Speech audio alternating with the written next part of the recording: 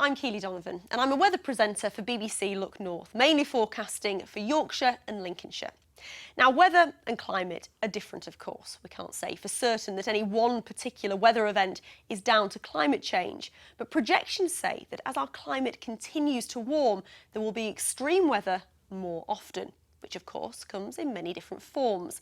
Let's cast our minds back to this time last month.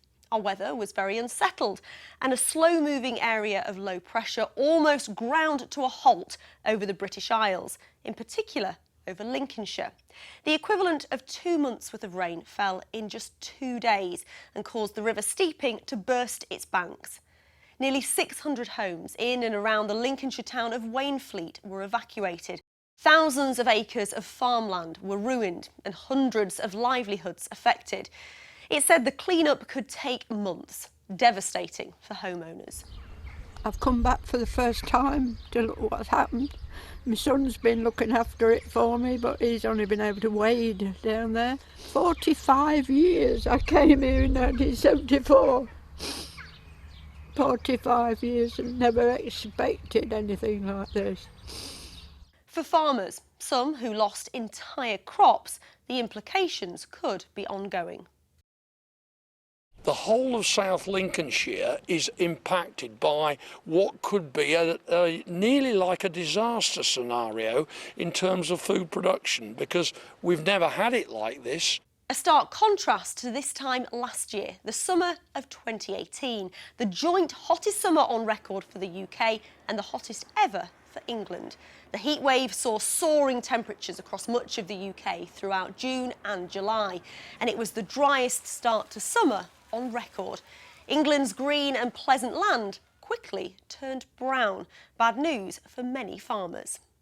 For dairy farmers like John Hill in the Pennines, who feeds his cows silage, cut grass, this is turning into a significant issue.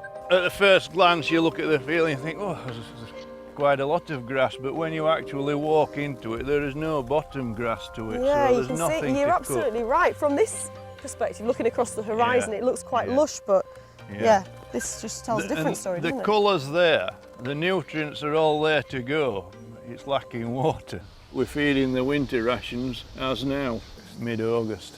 Serious, yeah. Veg farmers are also at the mercy of the weather, as Lincolnshire potato farmer Julian Perrone told me. 70–80% dead now. It's regularly here in Lincolnshire seeing temperatures around 28, 29, 30, 31, day in, day out. So go on, let's have a look at these. So let's have a look at these.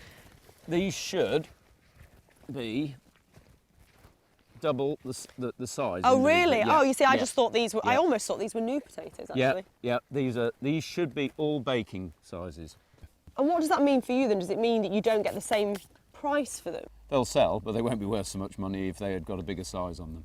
At the end of last year, the Met Office announced that human-induced climate change made the 2018 record-breaking summer about 30 times more likely to occur than it would have done naturally, and that by the middle of this century, hot and dry summers could become very common, happening around 50% of the time.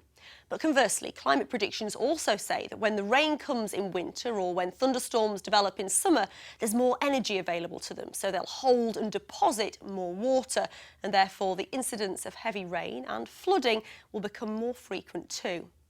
Now, as a forecaster, I usually love a good statistic or a record, but there's something rather unsettling about the frequency they are now occurring.